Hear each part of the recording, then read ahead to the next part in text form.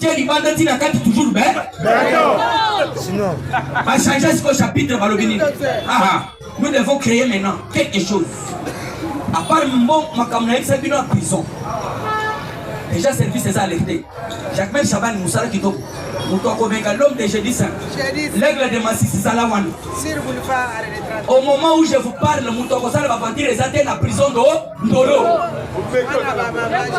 On me dit aussi, il y a yo.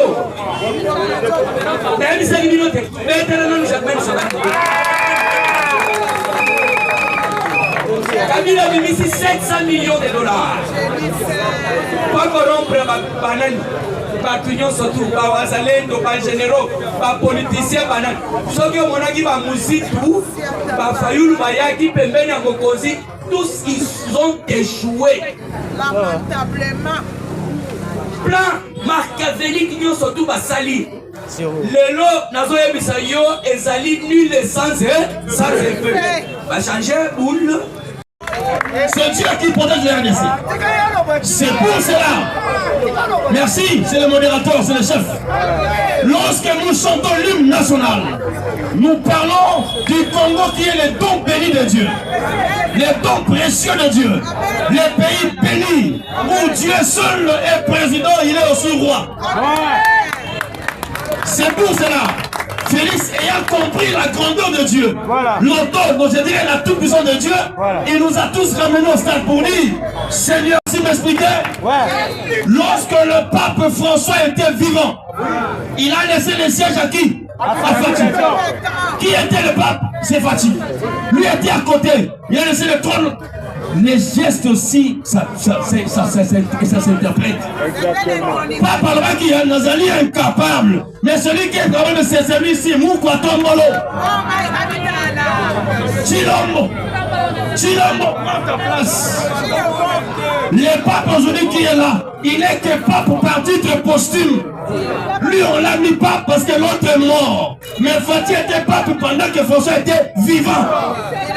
C'est ça les distinguo, la distinction. Intronisé pas parce qu'on est vivant. Mais oh, ben intronisé pas parce que Koufa. Alors qui est considérable? C'est Fati.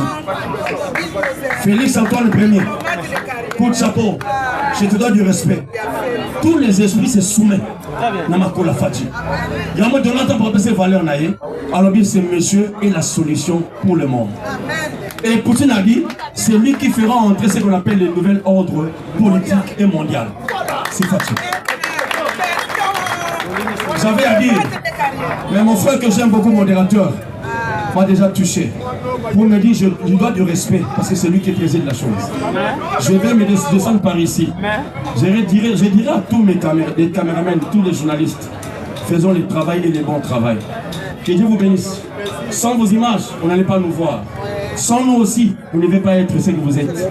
Mais qu'on puisse avoir la communion d'esprit, la communion de pensée. Merci. J'ai dit, je vous remercie. Merci.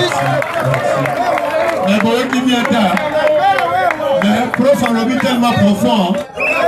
Parce que comme il m'a présent Moussoussou, la place à Yawa, à ce quelque part, Wana. Papa, dans ce cas, on a droit à respect. Pardon, présent. Tout le monde a calé, on a papa, papa, le latine, le col à Paris.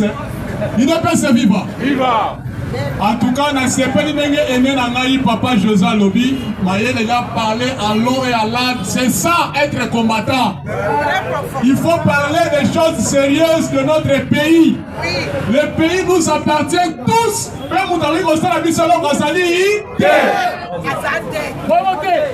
Parce qu'il y a trop de bêtises dans ce pays. Et c'est que ma communion, c'est la bonne recadrée. Bon, il y a ceux qui vont nous siège. Alors, nous notons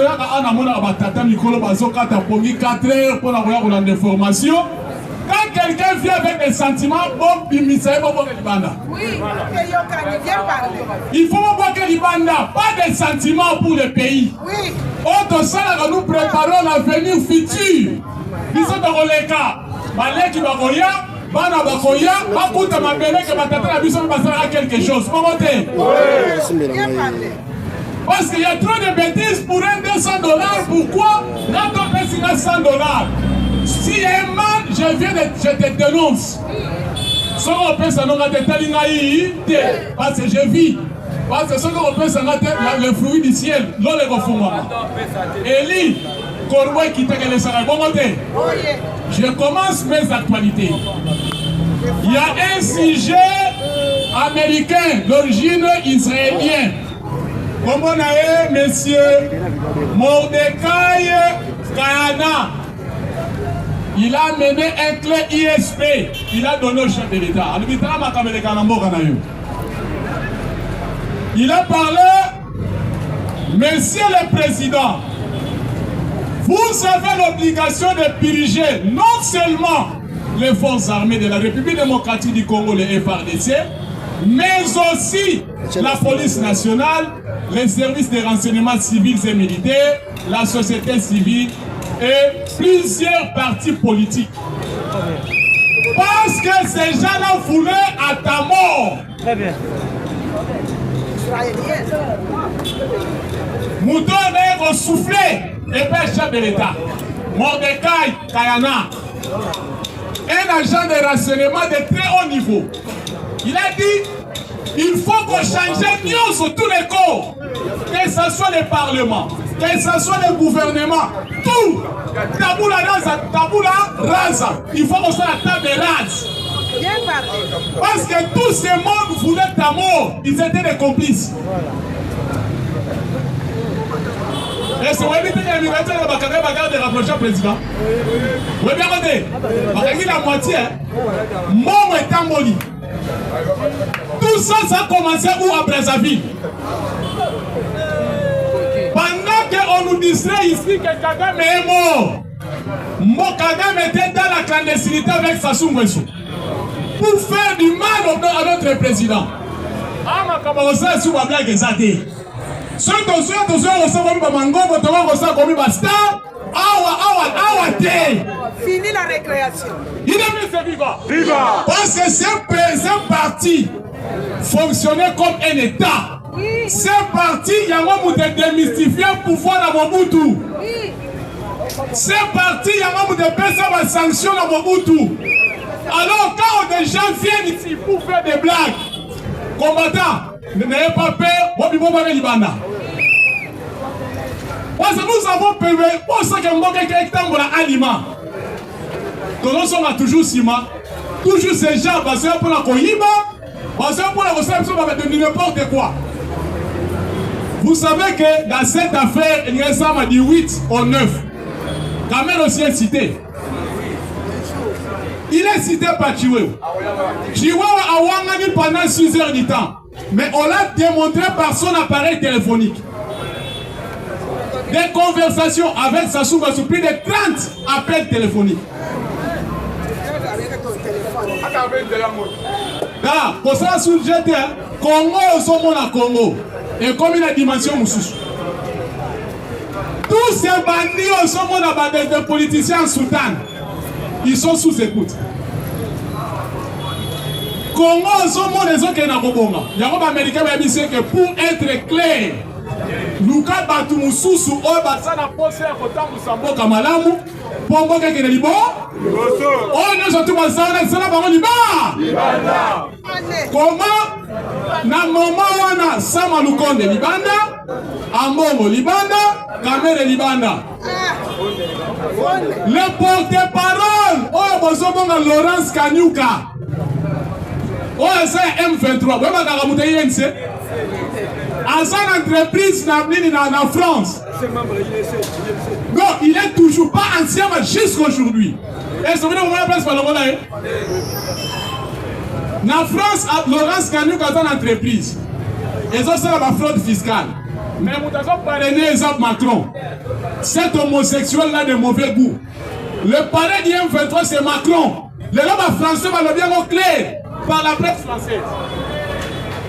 Alors, si comme ils sont au Congo, pour continuer comme ça, on va venir pour Nil. Il y a un autre lobby boy. Il y a un service à sécurité. Oh, ils ont Congo Nietu, Congo Nabiso. Ce qui, cela est vrai que Kamere et Benza sont complices. N'est pas cité, n'est pas yoki. Il faut que tu ailles parce que Umukama.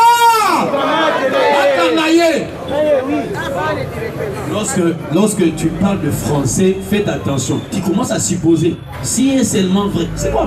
C'est vrai caméra ça, ça. Alors. Vous traînez caméra quoi? Si il est cité dans tous les dossiers de mort, de meurtre, d'assassinat. Il est là. Okay. C'est Moussou là. Il est là. Comment tu réponds par logo? Si tu place yo suki muni comme ça c'est la matin si on dit quoi caméra le col à cité ma caméra la de lobby soki matiki caméra biso ngana ya na balabale il faut que tu ça la marche il faut caméra allo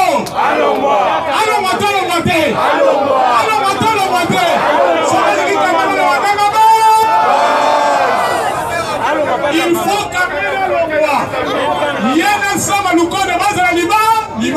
parce que pendant que géré parlement aucune loi rien que de fantaisie dans la procès à la réforme et ça les mots mais c'est la loi ni les ciments basani de l'autre côté donc pour le monde que basani va bloquer processus à second mandat parce que quand même il y a une mission pour le bloquer à quoi on va bloquer en dengue ni il y a un autre émission dans la député biloko kamera ze bisabino ya lokuté ya busoba o kamera ze bisabino boke kotanga article 213 alinéa 1er.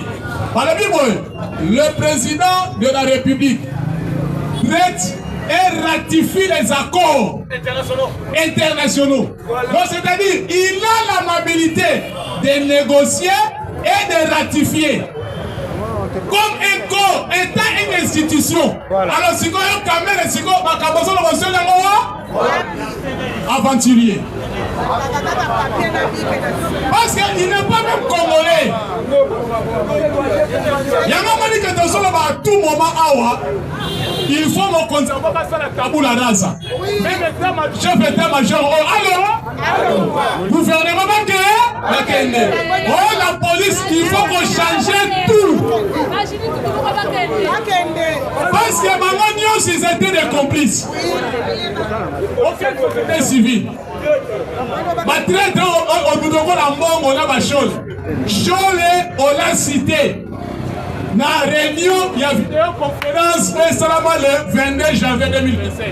On a comment on fait chuter ville et Goma. Avec Chole était là. Même tout ce monde dans la maison militaire. Les Toumabouamoun et tout ça. Tu as une mission à construire comme on a construit depuis février en Allemagne. Il n'a pas ce vivant. Parce que ça, Moussa Nassala, sur la dernière Etienne Kabila, non? Etienne Kabila, le bien au clair. Chiwewe, Asa Mouto, Kabila, Tindaka, Kobomanga, en Afrique du Sud. Le prétendu pasteur. Donc, c'est-à-dire, ceux qui ont raté comme Etienne Kabila. Quand tu as dit que les présidents ratifient les accords internationaux, que veut dire ratifier dans le droit? Droit. Ratifier veut dire approuver la chose, confirmer dans la forme écrite ce qui a été fait ou promis. C'est ratifier, donc approuver, au nimi en opé ou confirmer. Il est presque vivant. Donc c'est-à-dire que ça ne pouvons le chaper. Donc c'est-à-dire ma Cameroun est surtout caméra le binamaye. Article 213. Bisoba parlementaire de Tobi que caméra sur l'article 213. Alinéa 1. Il y a un bon contenu à table de Rosom à lobby. En tout cas, merci président, merci pour la négociation sur parole. Merci. Dans le but de Rosom à lobby, la personne va abonner nous. Pour la mission est endoquée, vous s'abonner, vous commenter, vous partager. Surtout, j'aime la vidéo, vous devez s'abonner sur ma force. Et là, on a aussi un lobby, il y a un épée tongo. Vous êtes tombé, vous êtes combattant. Aïe, à tomber ma casse.